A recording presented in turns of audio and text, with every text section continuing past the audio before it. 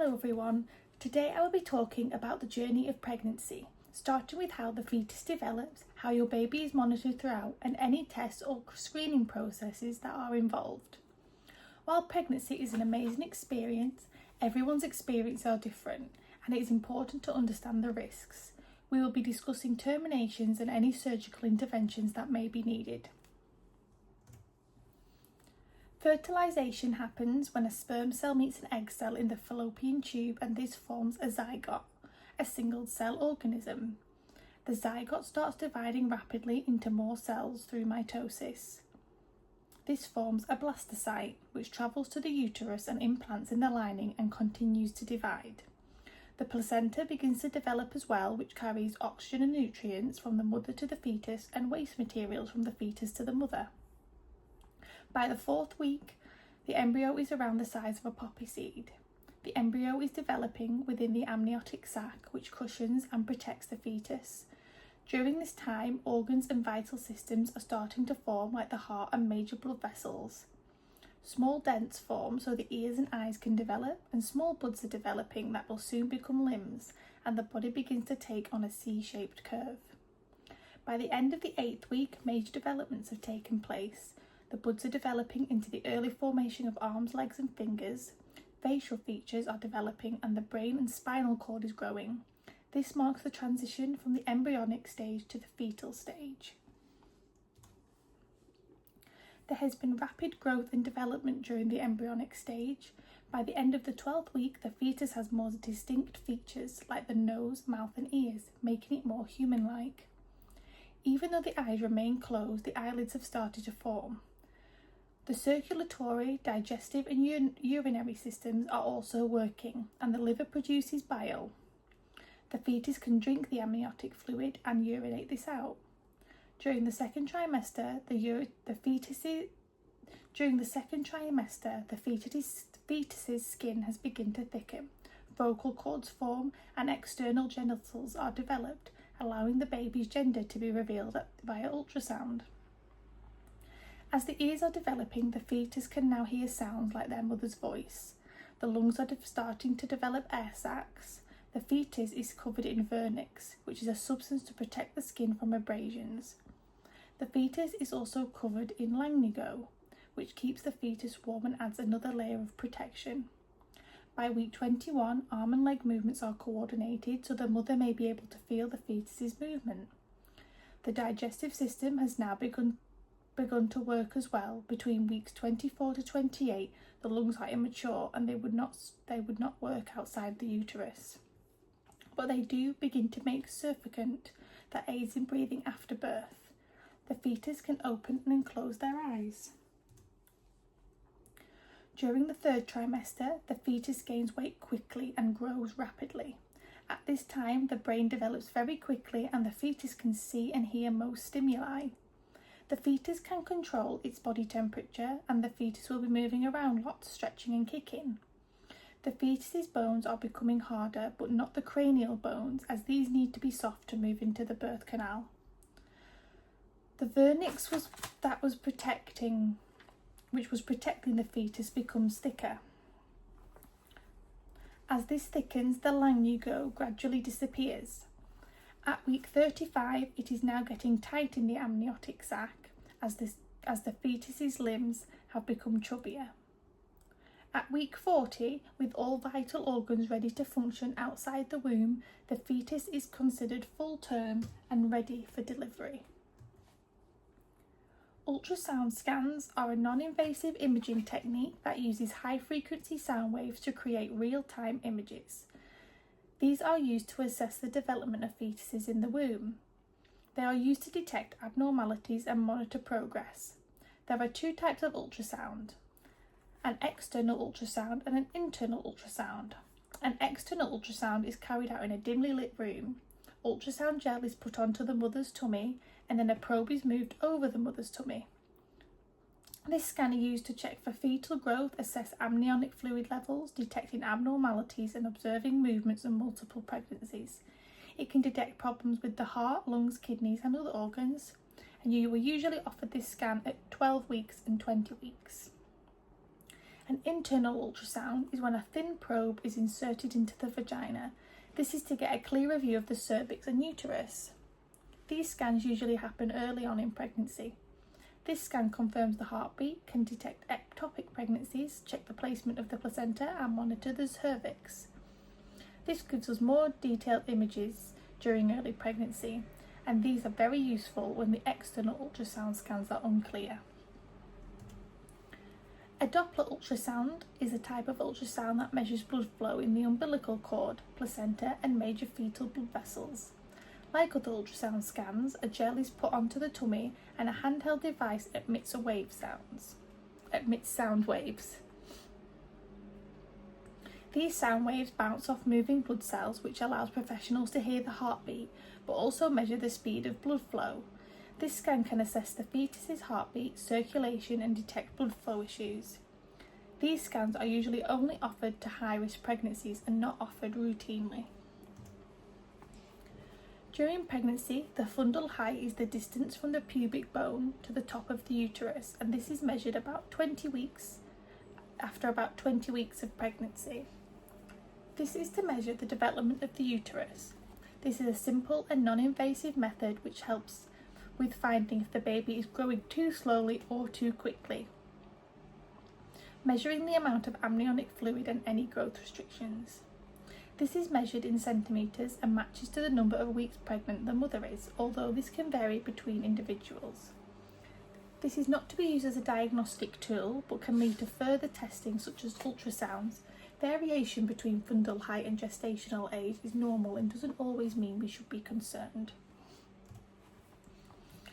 Monitoring the baby during labour is to ensure the health of not just the baby but the mother as well. The midwife will be monitoring the baby's heartbeat closely to make sure the baby is coping well with contractions and not in any distress.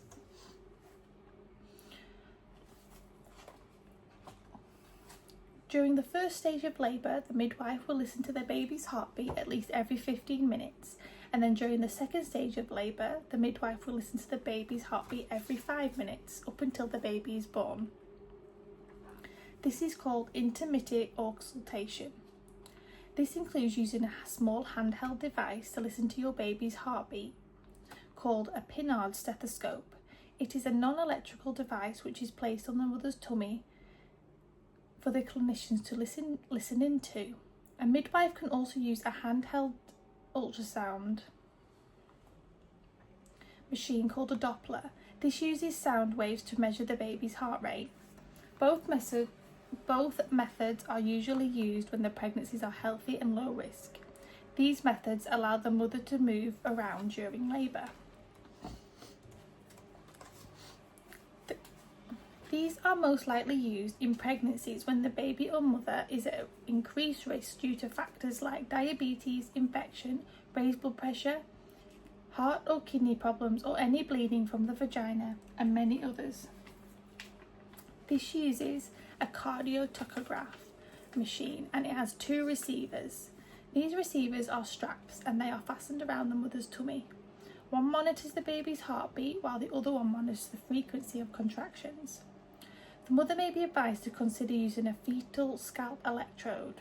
This is attached to the baby's head and this records the baby's heart rate. As this reading comes directly from the baby, it is more accurate. If a problem is suspected, then further testing may be carried out. This can include a fetal blood sampling. This test can help to clarify anything worrying being picked up. The mother will have an internal examination and a sample of blood is taken from the baby's scalp. This blood sample will be tested for oxygen levels, which is able to tell us if the baby is coping okay. The result of this test will determine if this birth requires a caesarean section, forceps or a ventouse. Depending on how labour is going and what is observed during the monitoring of the baby, birthing plans can change. An assisted vaginal birth may be necessary, which can involve using forceps or a ventouse to help deliver the baby. This may be used if there are any signs of distress and the baby needs to be delivered quickly. The baby is not moving down the birth canal or the mother is unable to push or has been advised not to. A caesarean section may be carried out due to the baby being in a breech position and the midwife has been unable to get the baby to turn around, the mother having a low-lying placenta, the mother has preeclampsia, certain infection, the baby is not getting enough oxygen, or there is excessive vaginal bleeding. Induction of labour may be necessary if the pregnancy is overdue, because if the pregnancy goes beyond 41 to 42 weeks, the risk of complications increases. Induction may be carried out if the waters have broken but the labour has not yet started, if monitoring shows that the baby is not growing properly, if there are any signs of reduced movement, and if the mother has any maternal health conditions.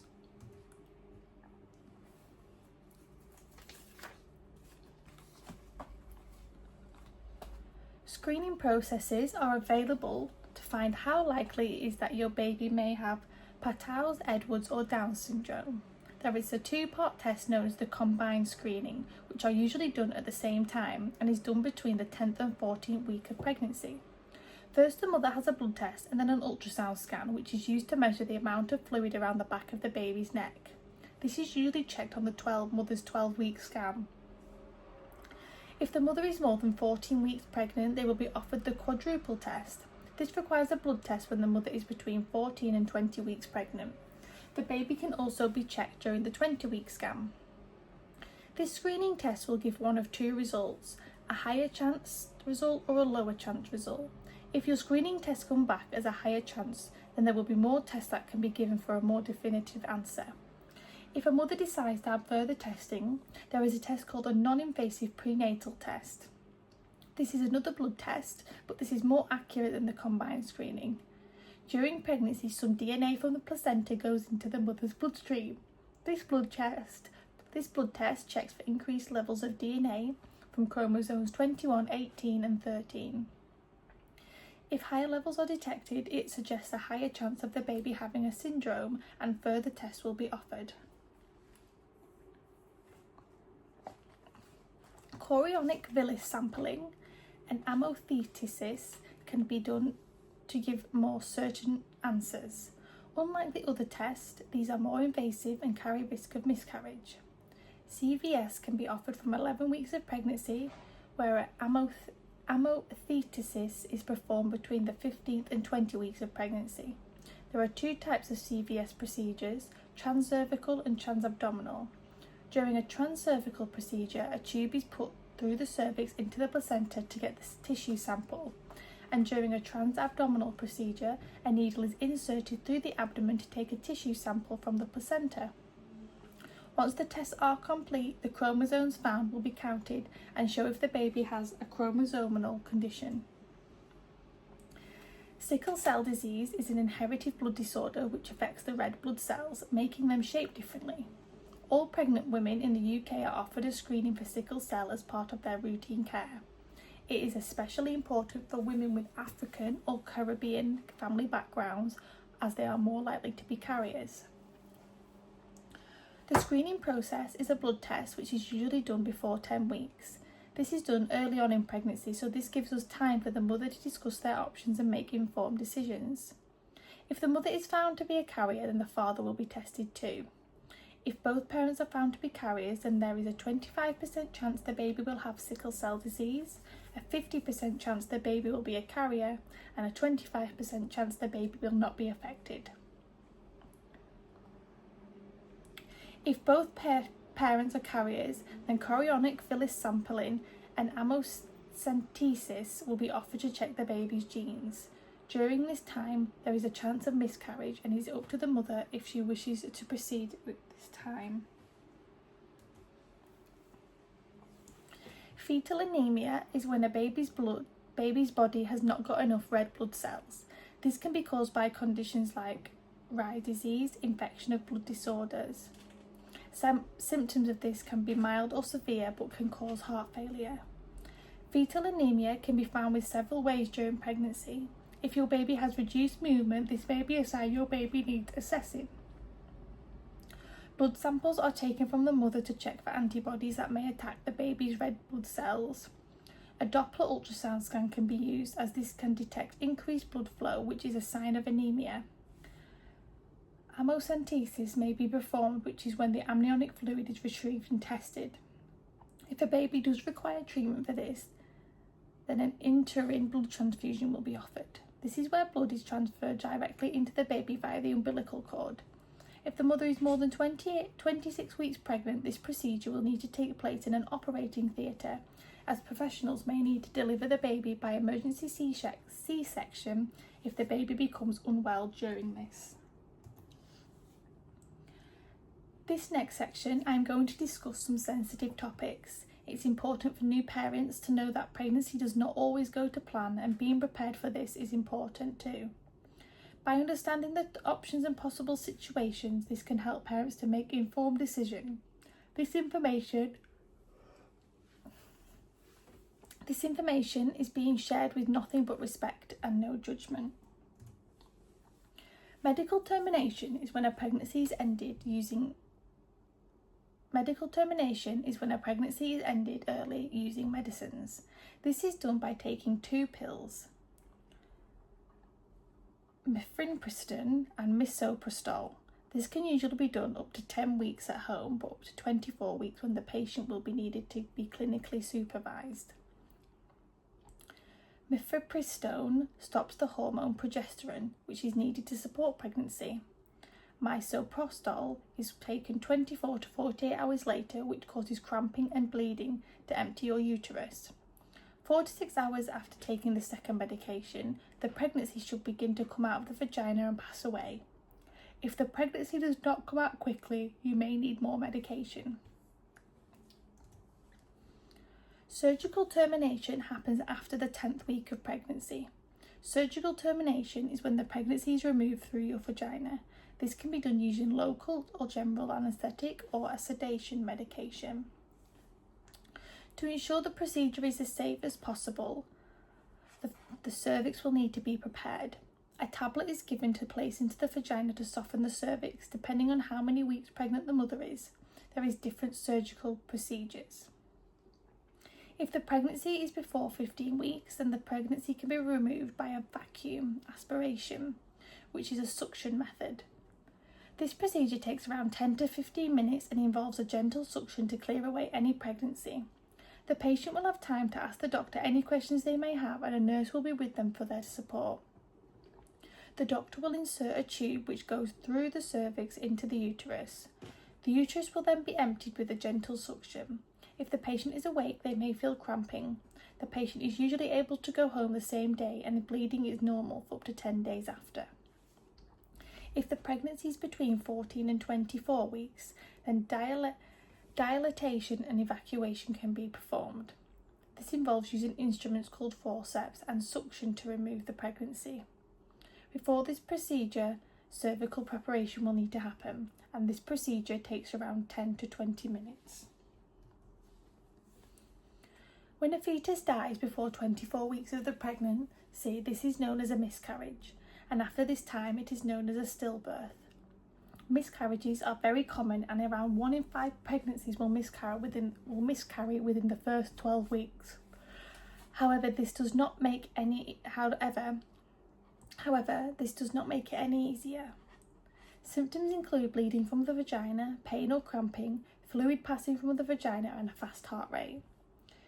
There are factors that may increase the risk of miscarriage, and these include age. If the mother is older than 35, the risk of the miscarriage increases and keeps increasing the older they get.